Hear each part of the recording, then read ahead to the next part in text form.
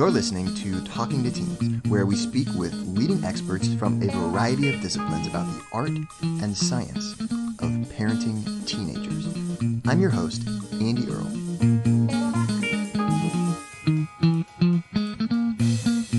We're here today with Joshua Wayne, the author of the new book, The Simple Parenting Guide to Technology.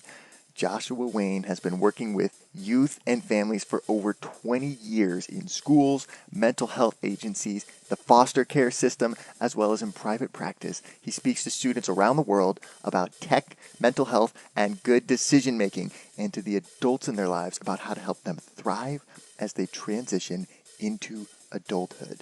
We're going to be talking with Joshua today about technology, how to put limits around it, how to talk about it, how to monitor what your kids are doing on it, and how family policies might be different during the quarantine or during times when you're all stuck together. So how do you navigate that? How do you deal with it all? We've got answers today from Joshua Wayne. Josh, thank you so much for coming on the show today.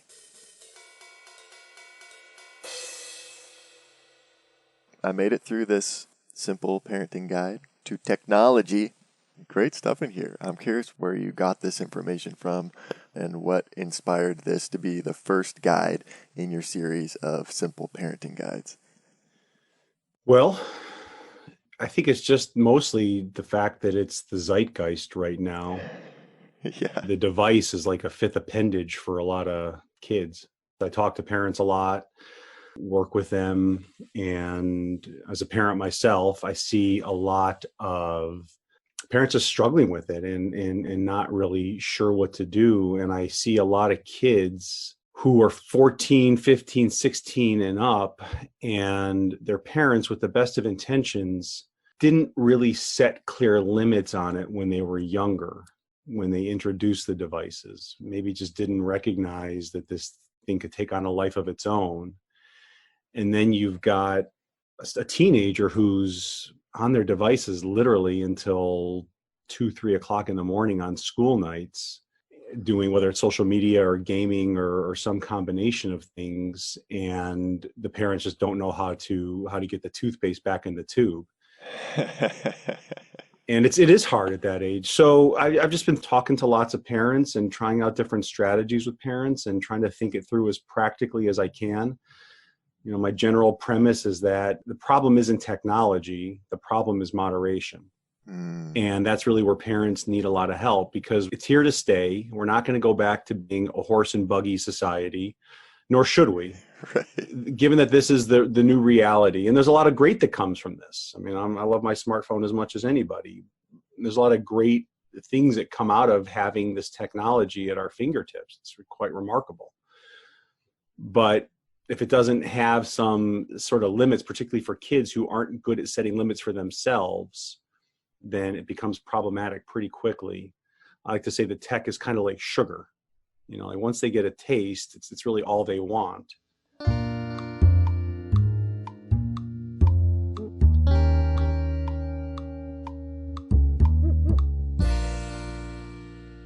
So I love this guide because it's really practical, and you don't waste a lot of time on theories, philosophizing. You just get right to the point, and you go through the steps of like, how would you actually put together a family tech agreement? How would you decide what's going to be on it? And then how would you go ahead and implement that in your family? I thought it was really savvy.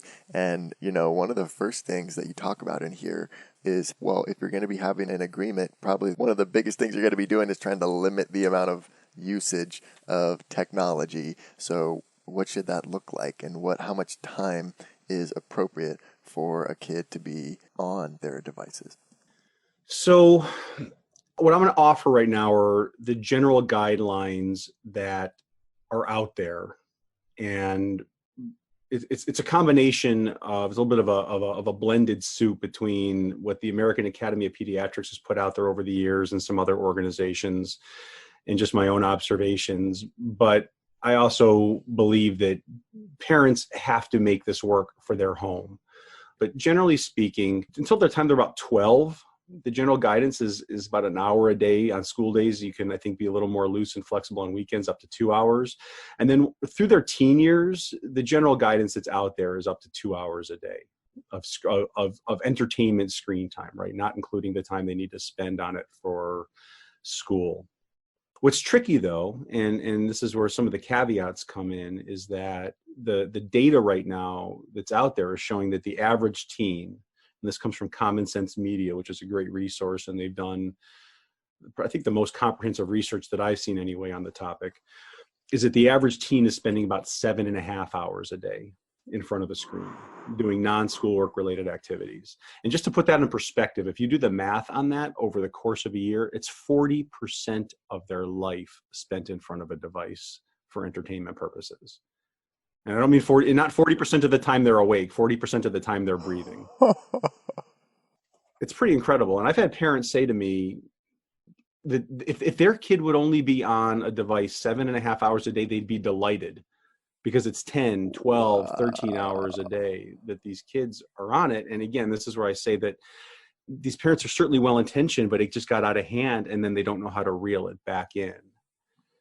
Right. Yeah. It's like once it gets started, it's really hard to stop it. Yeah, I mean, obviously the time you want to really build in a family tech agreement, ideally, is when they're first getting their first When you're device. first getting it, you have Yeah, leverage. You can say, hey, okay, we'll get it yeah. under these conditions.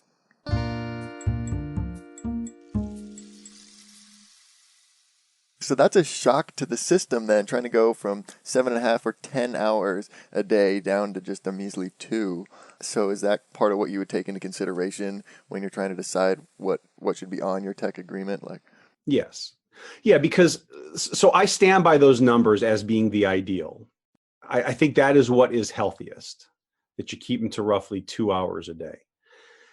That said, especially if they're teenagers, here's one of the rubs of this whole thing, is that teens, their entire social life at this point, especially now when we're all in lockdown, is happening on social media. yeah, yeah.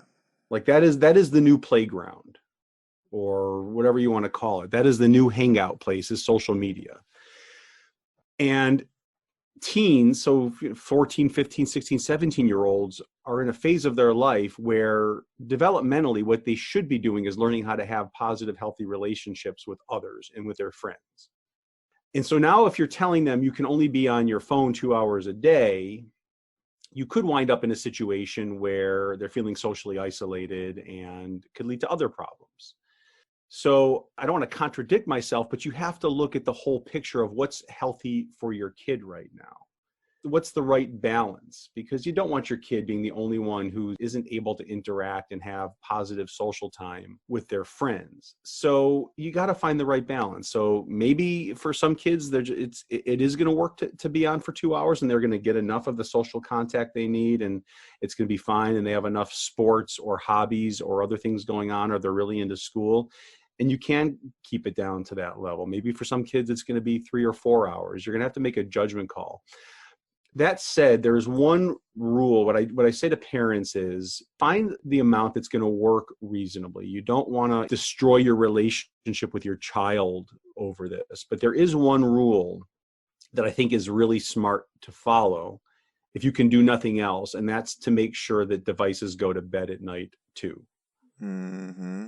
That you've got a shutdown point in your home, whether it's 9, 10, 11 o'clock, whatever's right and reasonable for your family, and that's it.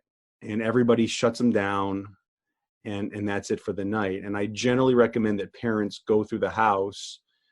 I call it the trick or treat method, with a pillowcase, and you gather up all the devices. Everybody drops their phone or their iPad or whatever into it. And if the issue is big screens from desktop computers, and go through with the laundry basket, but you get the idea. Gather everything up.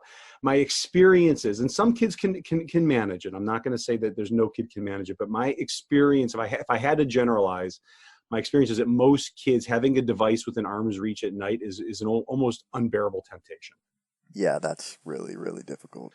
So my general advice is just build the expectation and the habit that the devices go down at a certain point and they're out of the room, and you get it back at 7 o'clock the next morning, or wherever, whenever is reasonable to give it back to them. Like if you can do nothing else, I say to parents, that is the one major rule to really, really work towards implementing. Because I also think if kids' sleep gets off, just about everything else in their life is at risk for just getting off track. School, mental health, sleep cycles, physical health, behavior starts to deteriorate. If you can do nothing else, do that.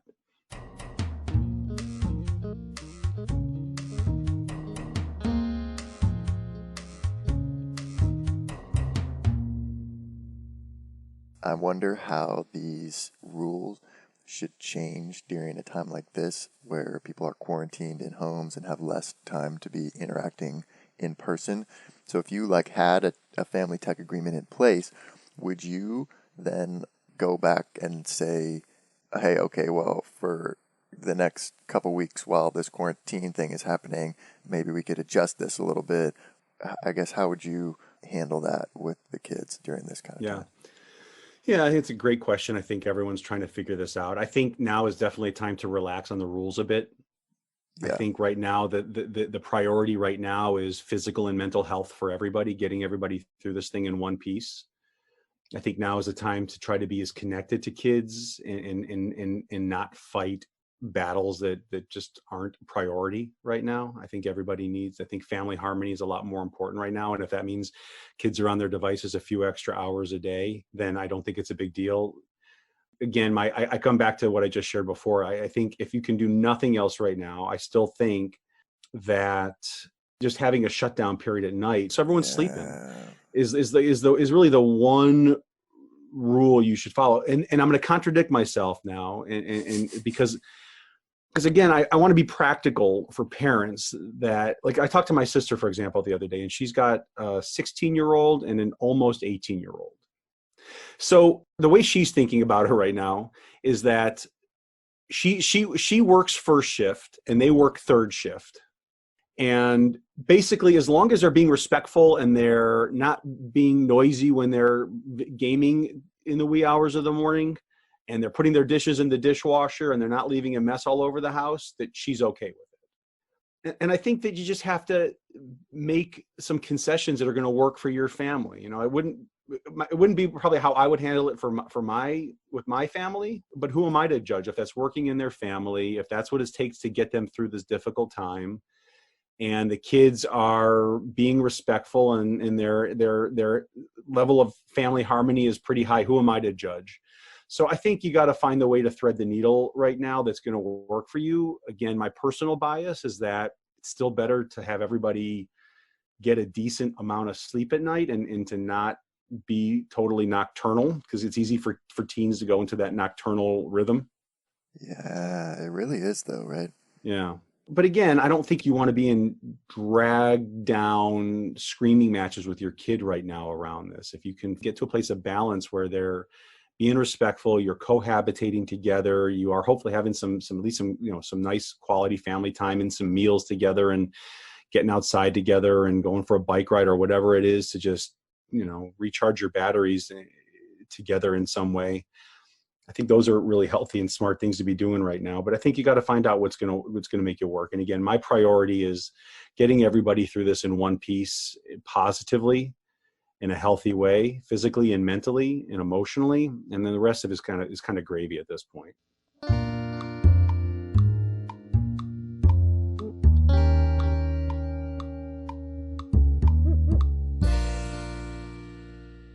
Well, it's the last weekend until AP exams.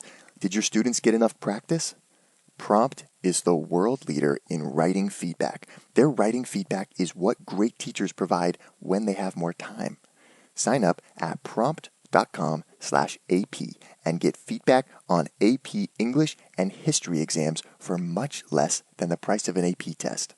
Here's the best part. Use the code TEENS to get 20% off. Once again, that's prompt.com/AP. Use the code TEENS at checkout.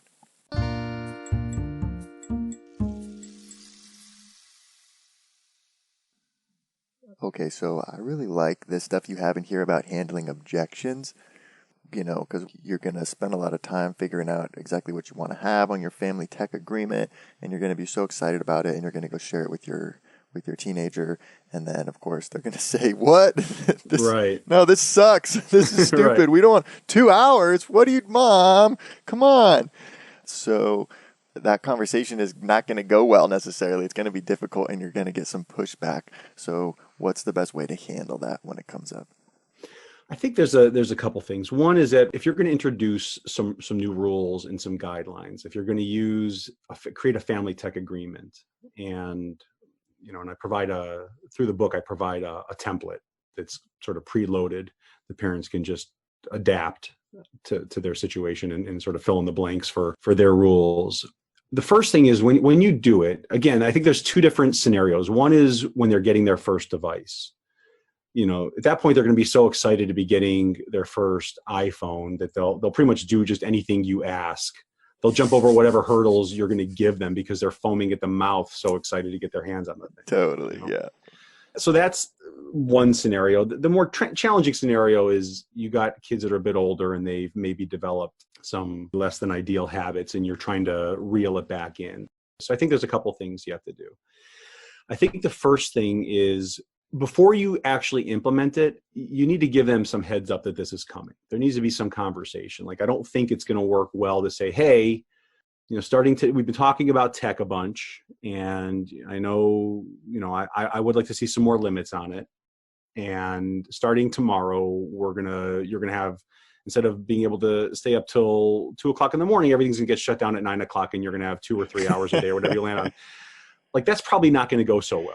Right. Yeah, so you need to give them a week or so to start to acclimate to the idea, to put a draft of the family tech agreement in front of them, and to have some conversations, to have some hopefully calm and respectful conversations about it. And maybe there's even some room for negotiation around it. I think the more you can make it collaborative, the more you can give them a chance to chime in to what the contents of it are going to be, the more likely you're going to get them to buy in to what's actually in it.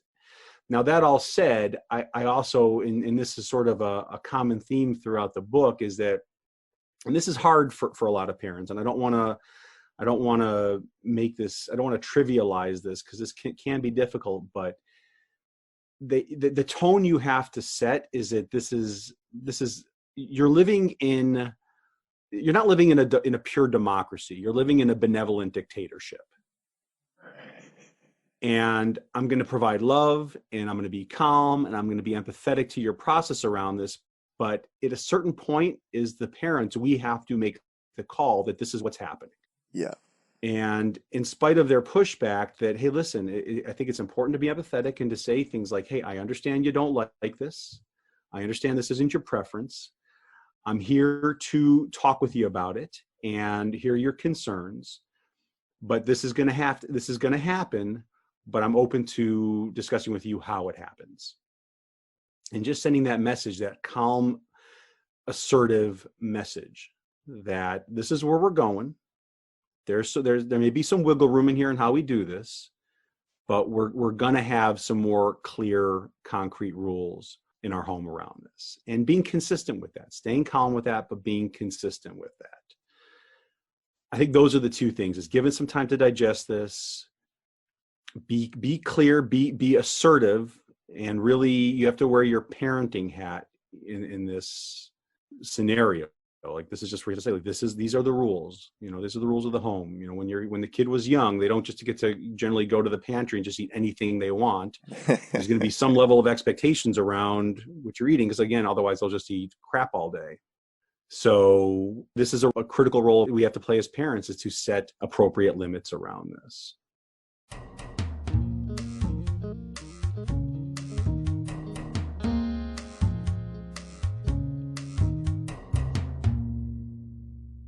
So what if you got a kid who's a gamer, who's going to be a professional gamer, and they're actually practicing for their career? Or what if you got a kid who's on social media, has tons of followers, and they want to be an influencer? So this is important homework and research that they're doing for their future career. How do you step on that balance as a parent? Yeah, I mean, this is a great question. There's a couple ways to approach that. One is, if you believe that this is really a healthy activity for them and that this is something you want to support them doing into their future, then maybe you're just going to make room for it as a part of their life, and you're going to create more allowances. This is why I said, I'm offering general guidelines that are out there from doctors and researchers that are saying, here's what we think the smart amounts are. But every parent's got to make a judgment call. And if they say they want to be a gamer and you're supportive of that, and you think this is a healthy pursuit for them, then maybe you're going to make more room for it. And you're going to say, hey, listen, we're going to create 6 hours a day for you to do this instead of 2. Again, I think that's a very personal choice about where you land on that. And also you could add like stipulations, like as long as you're able to keep your grades here, here, and here, and do this, this, and this, then, we'll grant you extra time. But, if these things start to slip, then we're going to have to reassess that. Yeah. I mean, that's where I was going next, is that I think the other thing that you should be asking yourself, though, is, well, what other things should they be doing? Like, if I'm gonna make this allowance for them to have more gaming time, or for posting videos on YouTube or Instagram or whatever, and becoming an influencer, I'm who am I to say that that's not a good thing for your kid to be doing? But I generally believe that kids should also have some more balance in their life. Like, for example, the one thing that I just think is good for every kid to be doing is to be physically active. I think it's good for their physical health. I think it's good for their mental health. So maybe you say, as long as you're involved in a sport, or you have a part-time job, or you're involved in theater for a kid who maybe isn't athletically inclined, as long as there's some other thing you have and do that's non-digital, that's not online, where you're out interacting with people offline and having those social skills and just getting those different inputs in your brain and just doing other activities and building skill sets in other ways, or maybe it's just keeping your grades up, whatever it is. But my experience is that pushing them to have that level of balance is still really important. So if you're going to make allowance to say, hey, listen, I think my kid has a chance to do this professionally, and maybe they'll be successful. I don't know what the percentages are of kids who, there's millions and millions and millions of kids out there who love video games. Yeah.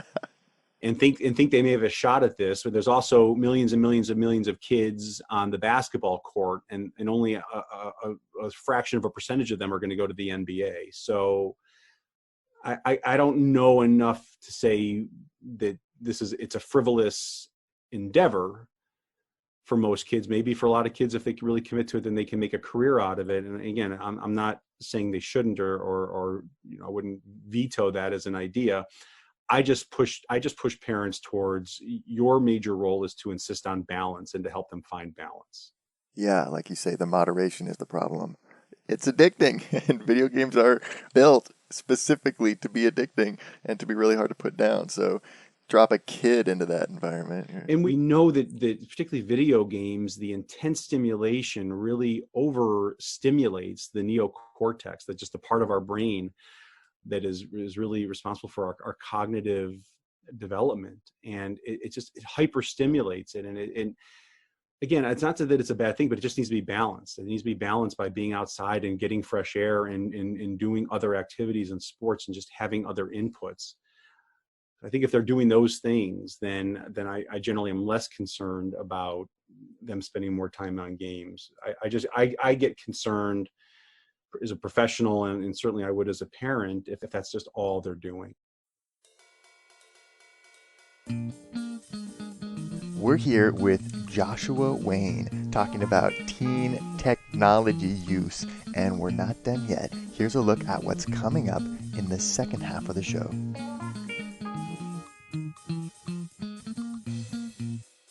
This has major implications for not just your family, but for their sense of what's okay as they move into the adult world. But they also need to trust us. And so I think that being upfront with them about parent control apps that we're using is smart. But basically you have to say to them, like, I hear what you're saying, but if you're really contemplating that, then we're going to the hospital to have you evaluated and maybe committed. So if you say this again to me, be ready to pack your bags because that's where we're going. And you basically have to call their bluff. And if they're just bluffing, then they need to get the message that that is not the tool you should be taking out of your little tool bag here to try to get what you want from me. A lot of things you can say to try to influence an adult. That's not a good one. Yeah, and you can't, and you as a parent can't allow it. You can't tolerate that. Want to hear the full interview? Sign up for a subscription today. You get unlimited access to all the interviews I've conducted. It's completely affordable, and your subscription helps support the work we do here at Talking to Teens. Thanks for listening. I'll see you next time.